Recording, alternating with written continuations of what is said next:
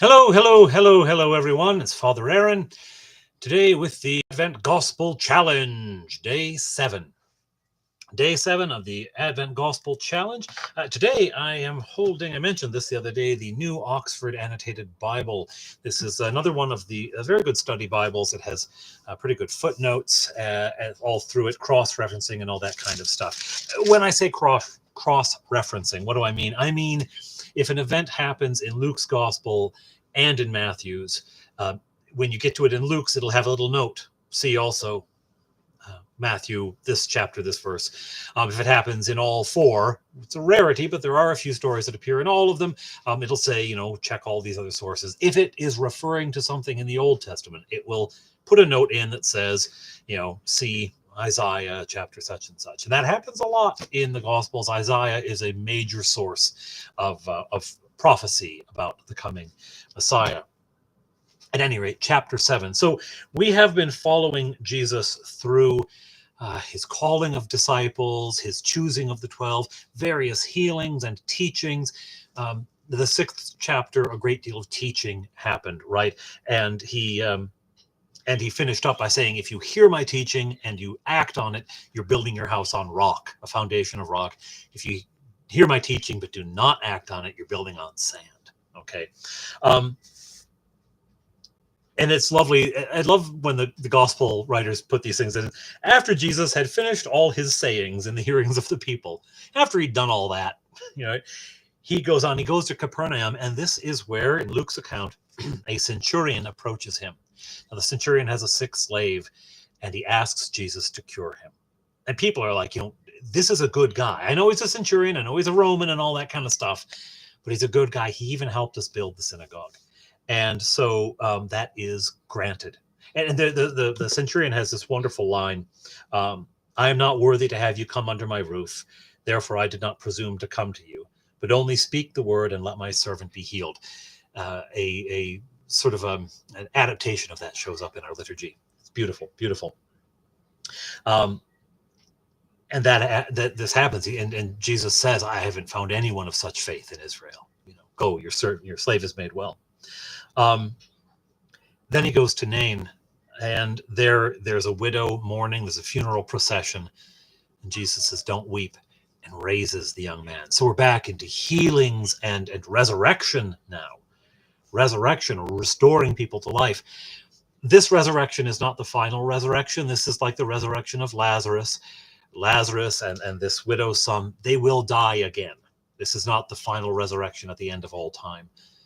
But it is another miracle, again, pointing toward the resurrection, which will be definitive, which is, again, denying death and enforcing life. What points to life, right? The fact that this slave is the slave of a centurion, does that mean that the slave shouldn't be healed? Of course not. Of course not. God's blessing is for all people. And that's one of the spots when the centurion slave is healed. That's one of the spots where you really see the healing of God is for all people, and the resurrection is for all people. So the young man, I say to you, rise, and the dead man sat up and began to speak. And Jesus gave him to his mother. What a wonderful thing. He's a young man. It's not like a baby, like here you go. He gave him to his mother, restored him. Beautiful. And everyone's, astonished. Now, John's disciples are reporting all of this to John, and John has some questions. Like, he's been out there, he's been proclaiming, he baptized Jesus, right? He was there at the moment the dove came down.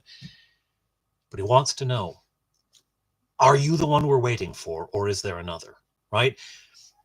Is John waiting for a military victory? Maybe. Maybe he's looking for a political Messiah, someone who will come and lead the nation, right? Something a little more straightforward. But that's not what he gets. He gets Jesus. And so the question is asked. And so the disciples come with a question. And Jesus, of course, says, go and tell John what you have seen and heard.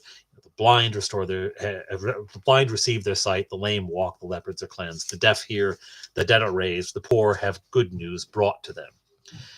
And blessed be anyone who takes no offense at me. And so, of course, John gets this message. And then Jesus talks about John. What did you come to see? A reed shaken by the wind? No.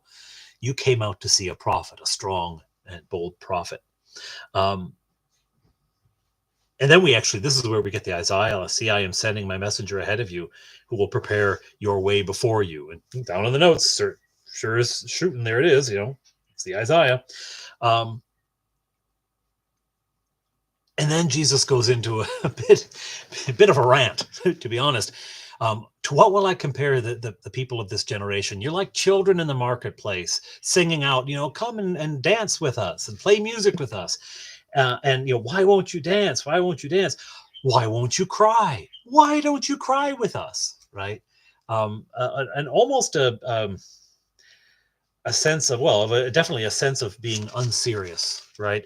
Of goofing around with things that ought to be taken more seriously, and being too woefully serious about things which are light and joyful. Nevertheless, wisdom is vindicated by all her children. So again, remember the tree. The tree by the fruit. Again, wisdom will out. Wisdom will out. Then we have a Pharisee inviting Jesus to dinner, right? And this happens because actually, when it came down to it, Jesus would have been classed as a Pharisee. The Pharisees were those who taught the law. They didn't make sacrifice in the temple. Now, Jesus will make sacrifice, not in the temple, but he will make sacrifice. So he will eventually take up the more priestly role as well. But here's the role of the teacher of the word, right? And that's actually what he engages in most of his ministry. He's preaching all the time. So he would have been in that class of people who argue the law and how to live the law out, right?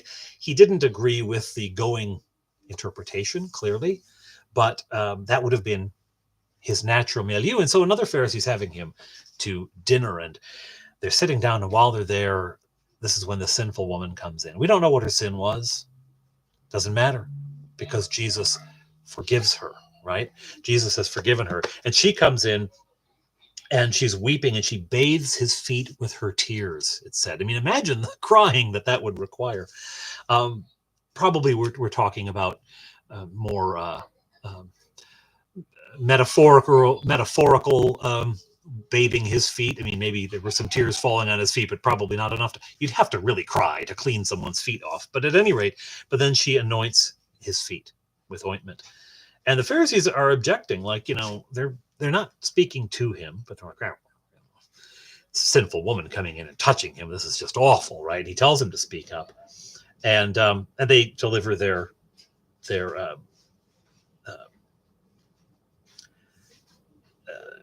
he says, Simon, I want to talk to you. And it's okay. What do you have to say? And he has this little parable about people who owe debts, and when the debts are forgiven, how grateful will they be? Someone who owes a little bit or someone who owes a lot, right?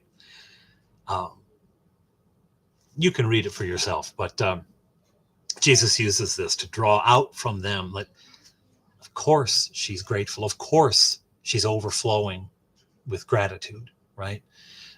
She's been forgiven, right?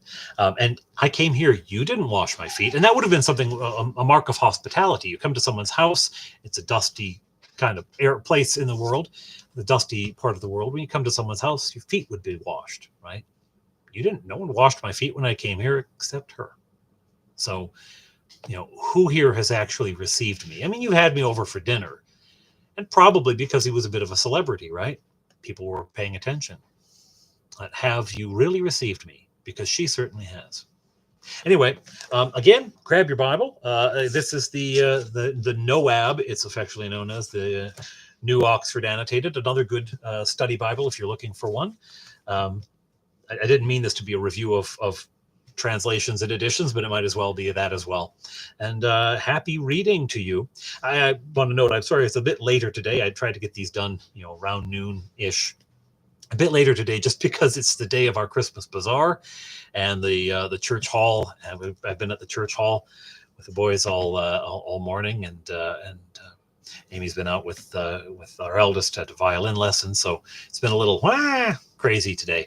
But we're all home now, and here it is. So grab your Bible and read up day 7, and I'll see you here tomorrow for day 8.